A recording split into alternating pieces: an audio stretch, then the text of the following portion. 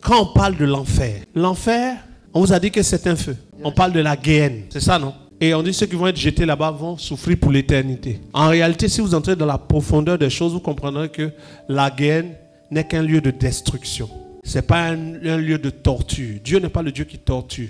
Ça veut dire que quand la sélection va finir, ceux qui n'ont pas été sélectionnés vont être comme s'ils n'ont jamais existé. Vous comprenez ce que ça veut dire? On vous a fait croire que les corps peuvent mourir, mais les esprits ne meurent pas, c'est faux. Un esprit peut être détruit. C'est pour cela que quand les anges combattent les démons, ils utilisent des épées. Sinon, pourquoi ils prennent épée? Quelqu'un arrive à comprendre ça? On dit il avait une épée. Michael avait une épée. Michael, les anges combattirent contre le dragon et ses anges. Ils combattent avec quoi?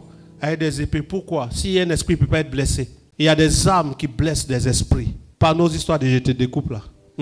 Arrêtez ça. Mais le feu que Dieu a réservé est un feu qui peut détruire les esprits. Faites juste cette équation. Quand il n'y a pas d'oxygène, on l'avait vu au début du message, qu'est-ce que le feu se passe? Qu'est-ce qui se passe? Le feu s'éteint.